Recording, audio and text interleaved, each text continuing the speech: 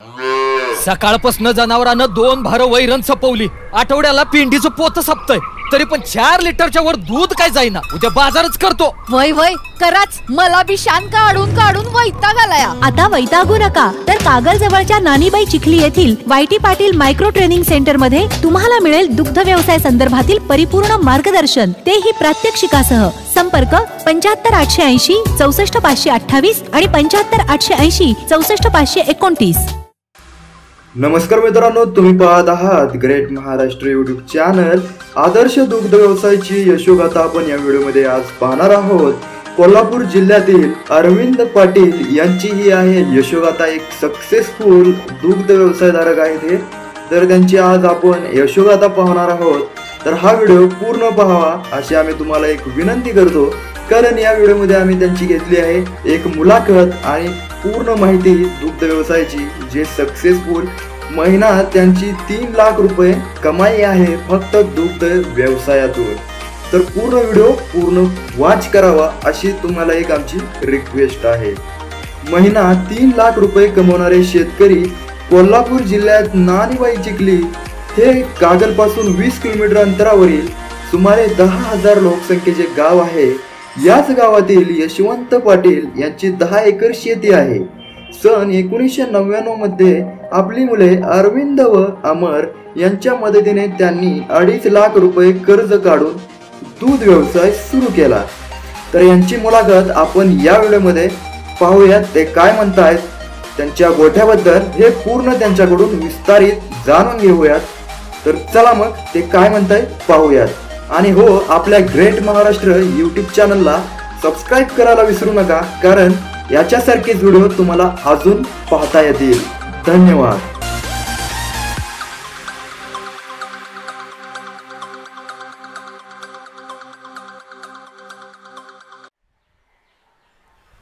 नमस्कार, मी अरविंद यशवंत पाटील. माझ्या गावाचं नाव नानीबाई चिखली, कागल तालुक्यामधलं. मी गेली 19 वर्ष झाले ह्या दुधाच्या व्यवसायामध्ये मी काम करायला लागलो आहे. माझ्याकडे आता सध्या 125 जनावरांचं गोठा आहे. याच्यामध्ये आता 25 मोरा जातीच्या म्हशी आहेत, 50 HF जातीच्या कालवडी म्हणजे गाई आहेत आणि 50 HF जातीच्या कालवडी आणि मोरा म्हशीच्या, ज्याला आपण रेड्या किंवा पारड्या म्हणतो. तर अशा टोटल 125 जनावरांचा आता माझ्याकडे गोठा आहे.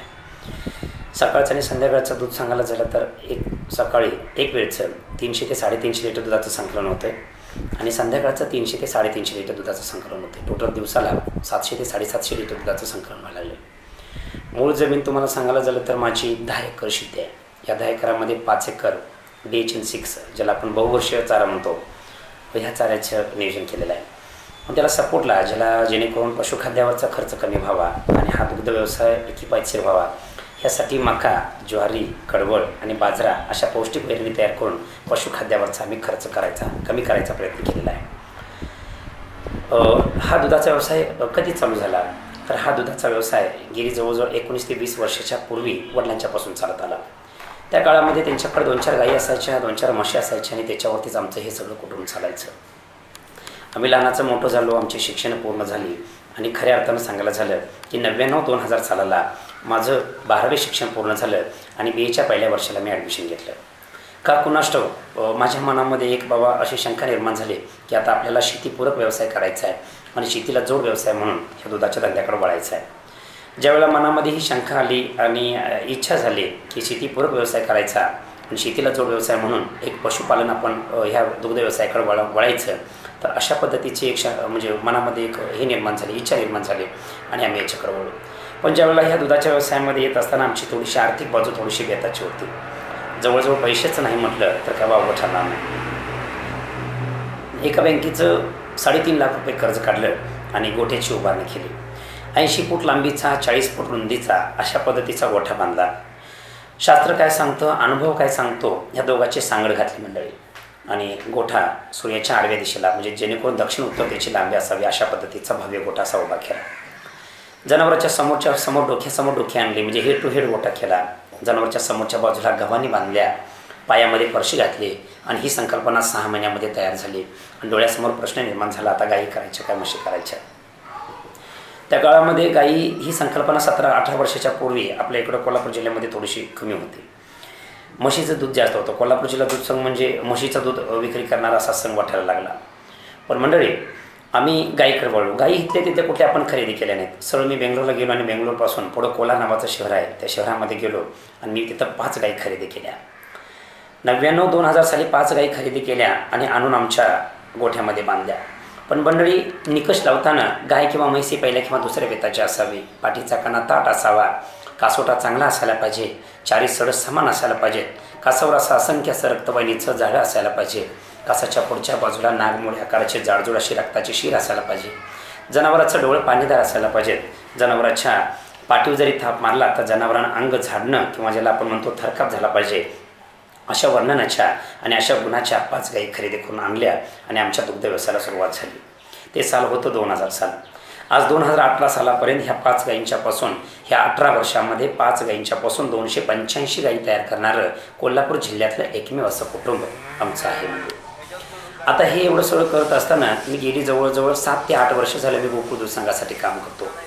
आपल्या कोल्हापूर जिल्ह्यातल्या प्रत्येक दुग्ध व्यावसायिकाला एक शेतकऱ्यांना शेतकरी भाषेमध्ये ज्याला आपण ट्रेनिंग दिलं जातं, त्या ट्रेनिंग सेंटरची म्हणजे मायक्रो ट्रेनिंग सेंटरची, जिथं सूक्ष्म अभ्यास केला जातो आणि दुग्ध व्यवसायाची त्याला परिपूर्ण अशी माहिती द्यायची, ह्या संकल्पनेतनं 2011 साली गोकुळ दूध संघानं मायक्रो ट्रेनिंग सेंटरची उभारणी केली.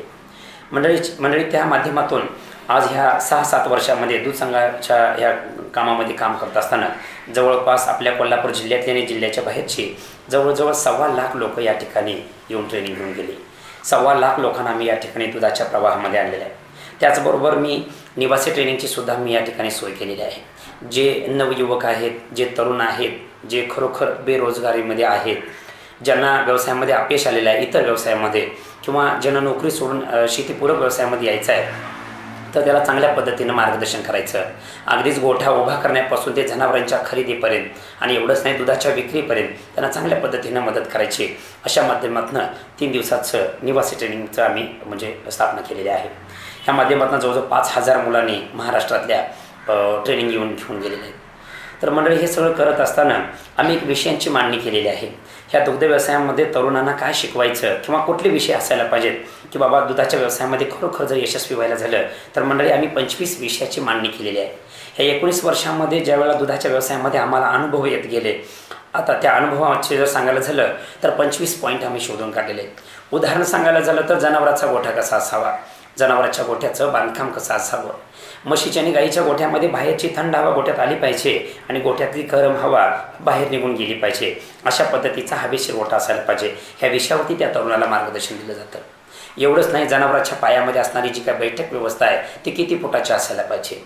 जनावराचं 500 किलोचं बारीभक्कम वजनाचं जनावर बसायला गेलं आणि गुडघा टिकून उठायला गेलं तर जनावराला गुडघ्यांना म्हणजे हाडांना थोडासा मार बसतो, जनावराचे पाय घसरले जातात, गाईला मस्टॅटिस नावाचा आजार होतो. एवढंच नाही, एकसारखं जनावराला जर 12 आणि 12 24 तास जर आणि 12 महिने जर बांधून ठेवलं तर जनावर ताणतणावाखाली जातं. याही विषयावरती त्या शेतकऱ्याला, त्या तरुणाला मार्गदर्शन केलं जातं. तिसरा पॉईंट आम्ही घेतलेला आहे की जनावराच्या आहारामध्ये चाऱ्याचं महत्त्व किंवा चाऱ्याचं वेळापत्रक कसं असावं. मंडळी, तुम्हा आम्हाला जरी परमेश्वरानं एक जरी पोट दिला असेल तर त्या जनावराच्या पोटामध्ये 4 पोट दिलेले आहेत. त्या प्रत्येक कप्प्याचं काम कार्य वेगवेगळं.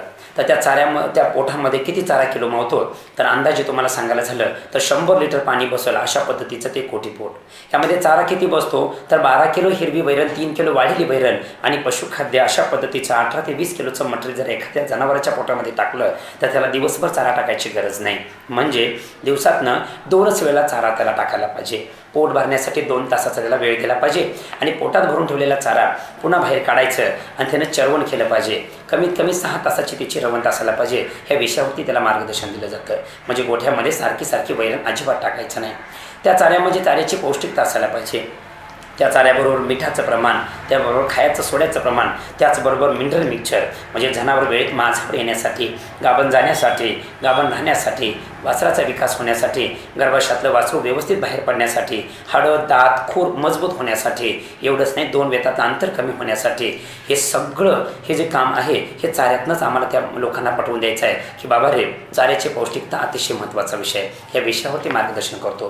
पुढचा विषय तुम्हाला सांगायला झालं की जनावराच्या आहारामध्ये पाणी हा अन्न घटक फार महत्त्वाचा आहे. जनावराला पाणी हा 24 तास त्याची सोय केली जाते किंवा गेली पाहिजे. जनावराला पाणी किती लागतं तर शास्त्र सांगतं एका जनावराला किंवा 1 लिटर दूध तयार करण्याच्या म्हणजे 1 लिटरच्या दुधाच्या निर्मितीसाठी 4 लिटर पाण्याची गरज आहे मंडळी. आता त्या शेतकऱ्याला एवढंच पटवून द्यायचं आहे. सर्वसामान्य माणूस किंवा पारंपरिक पद्धतीच्या व्यवसायामध्ये जर बघितलं तर शेतकरी काय करतो तर दिवसातनं 2च वेळेला पाणी पाजतो. ही संकल्पना साफ चुकीची आहे. अहो त्या जनावराला पाण्याची कार्य शोधून म्हणजे समजून घ्यायला पाहिजेत. जनावराच्या दुधाच्या निर्मितीसाठी पाण्याची गरज लागते. शरीराचं वाढलेलं तापमान नियंत्रणाखाली आणायचं काम पाणी करायला लागले. जनावराचे डोळे पाणीदार ठेवायचे काम पाणी करायला लागले. जनावराच्या संवेदना जागा करण्यासाठी पाणी करायला लागले. जनावराच्या कातड्याचा मऊ आणि मुलायमपणा, जनावराच्या अंगावरचे केसांचा चकचकीपणा, एकंदरीत तुम्हाला सांगायला झालं तर जनावर ताजं तवानं आणि टवटवी दिसण्यासाठी पाणी हा अन्न घटक अतिशय महत्त्वाचा आहे. ह्या विषयावरती मी मार्गदर्शन करत असतो. एवढंच नाही, दुग्ध व्यवसायासाठी गाय परवडते किंवा म्हैस परवडते त्याचं नेमकं अर्थशास्त्र काय, एका जनावराला चारा किती किलो लागतो, त्याची कॉस्ट कशी करायची. एवढंच नाही, वाळलेला चारा किंवा सुका चारा ज्याला आपण म्हणतो त्या सुक्या चाऱ्याची किती कॉस्ट धरायची.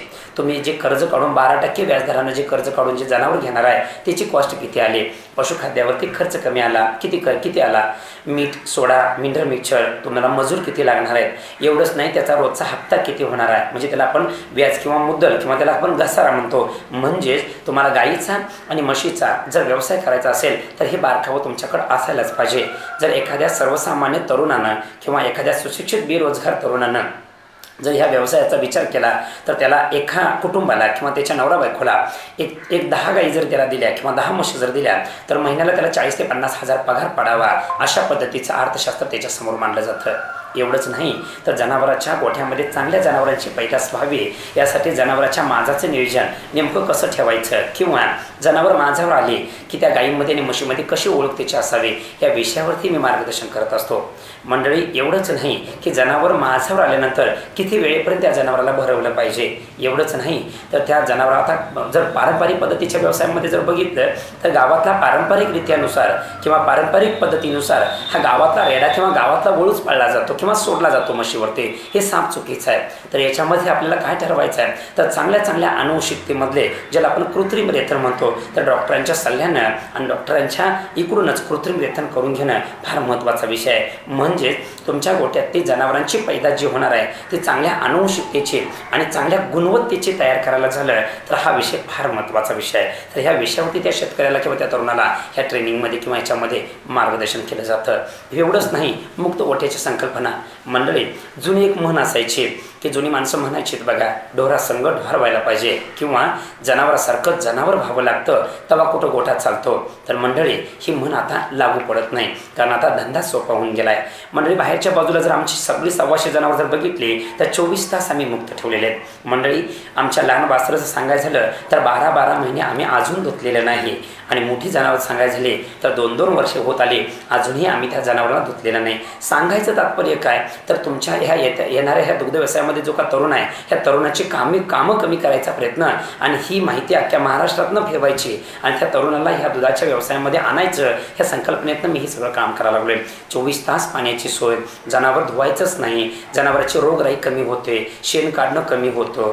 जनावराला जरी अंगाला खाज उठली तर तिथं एक लाकडाची ओंडखी रवलेली आहे, त्यांना जायचं आणि ज्याचं त्यानं घासून घ्यायचं. म्हणजे अशा पद्धतीचं जेवढं काय काम कमी करता येईल तर अशा पद्धतीनं मी काम कमी करायचा प्रयत्न केलेला आहे. आणि ही बातमी म्हणजे ही जी काय माहिती आहे लोकांच्यापर्यंत आणि शेतकऱ्यांच्यापर्यंत हे पोचवायचं काम करायला लागलो आहे. एवढंच नाही, पुढे जर जाऊन जर बघितलं तर ह्या दुधाच्या व्यवसायामध्ये वाळलेल्या चाऱ्याचा सुद्धा फार महत्त्वाचा विषय आहे. आपल्या भागामध्ये ज्वारी बाजरीचा कडबा, मक्याचा कडबा हे सगळे चारे गोळा करून आम्ही मोठं असं 200 टनाचं स्टोरेज आम्ही मंडळी तयार केलेलं आहे.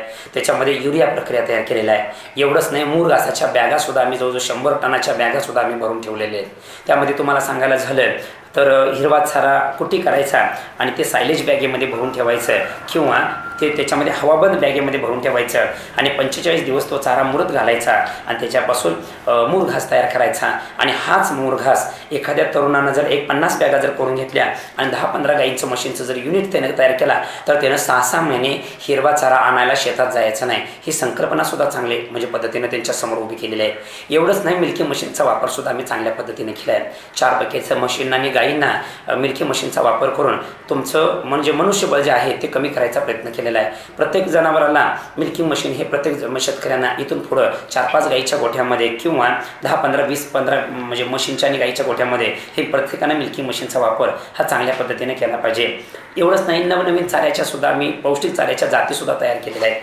DHL6, Y2 अशा व्हरायटी तयार करून पशुखाद्यावरचा खर्च कमी करून हा दुधाचा धंदासुद्धा आम्ही यशस्वी करून दाखवलेला आहे. एवढं सांगायला झालं तर आमच्या घरामध्ये आता आम्ही किती लोक काम करतो गोठ्यामध्ये, तर आमच्या घरामधली जवळजवळ आम्ही 3 काम करतो माणसं, मी, माझा भाऊ आणि आमचे वडील. आणि आज आमच्या घरातल्या महिलासुद्धा ह्या रोजगारामध्ये आम्ही आणलेल्या आहेत. येणाऱ्या लोकांचं जेवण, चहा, नाश्ता किंवा इतर सगळ्या गोष्टी ज्या आहेत ह्या लोकांच्यापर्यंत ही माहिती पोहोचवायसाठी किंवा ह्या महिलांचा सुद्धा आम्हाला चांगल्या पद्धतीनं हातभार मिळालेला आहे.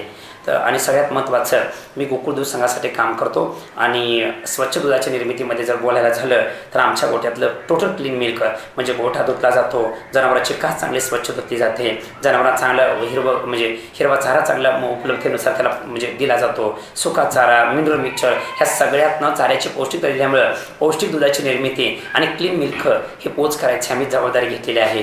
मंडळी, एवढंच नाही, ह्या स्वच्छ दुधाच्या निर्मितीमध्ये काम करत असताना अगदीच तुम्हाला सांगायला जरा स्टेनलेस स्टीलमध्ये आपण काम करायला लागलो आहे. स्टीलच्या भांड्यामध्येच दुधाची म्हणजे दुधाची त्यामध्ये दूध काढून घ्यायचं आणि ते गोकुळ दूध संघापर्यंत पोचवायचं कामसुद्धा आम्ही ह्या पद्धतीनं चांगल्या पद्धतीनं काम करत आहोत. धन्यवाद. अशाच प्रकारे अनेक व्हिडिओ बघण्यासाठी ग्रेट महाराष्ट्र YouTube चॅनेलला सबस्क्राईब करा. आपला महाराष्ट्र, ग्रेट महाराष्ट्र.